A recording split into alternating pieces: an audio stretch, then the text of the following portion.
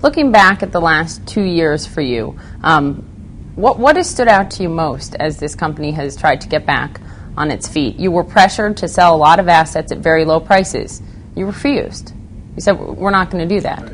So what has stood out to you most in this turnaround? I think and it's always been the case in many different assignments I've had over my career, here especially, the commitment of the people who are here.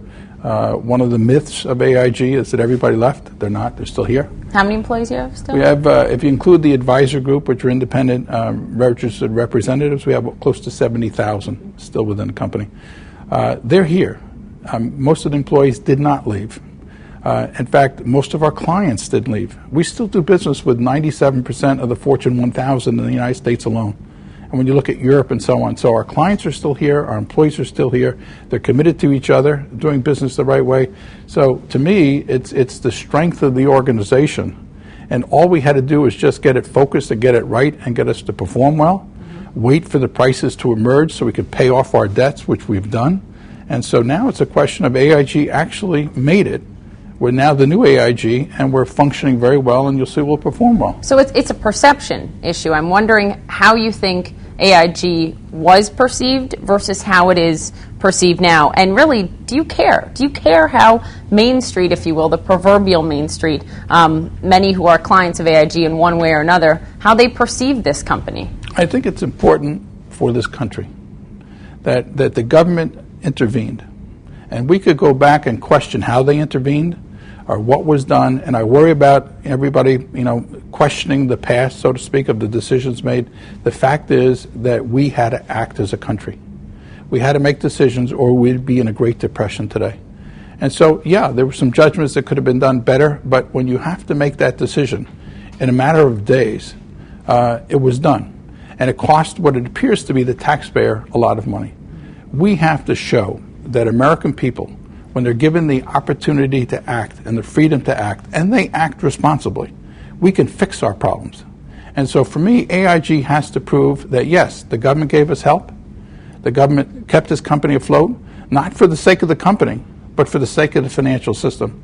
And we have an obligation to pay it back and do whatever we can with what's left for the shareholders that have survived through this thing. More diminished, but survived. And so that's why it's important from an image point of view. We deliver. And that's what I will tell you 70,000 people this company want to do, is to prove that they can still get it right and restore our reputation and, quite frankly, their reputations, because they're part of AIG.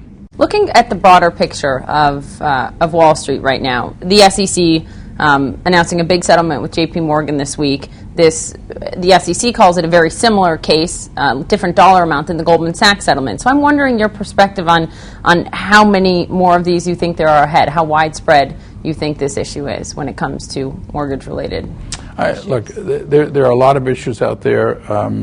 We're looking at it from our perspective in terms of what happened to us, right, and what was there. I think that the government is trying to figure out how much liability, because the public wants some liability here. And it could be just sloppy underwriting. It could be sloppy business. And that's just not illegal unless you portray something one way and you knew it wasn't. So you had to know it wasn't, rather than not realizing people weren't supervising the activity. So I really don't have a good comment on that. Your take on Wall Street reform, a lot of Dodd-Frank hasn't been instituted yet, but is it the right approach? Because AIG certainly insured a lot of those products.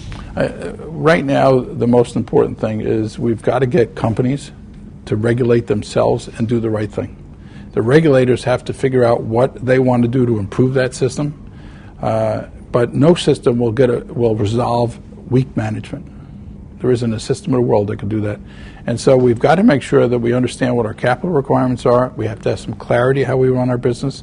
The government has to have pretty good oversight to make sure they kick our tires. And we need to get back to holding companies accountable and CEOs and their management teams accountable. That's the real answer here.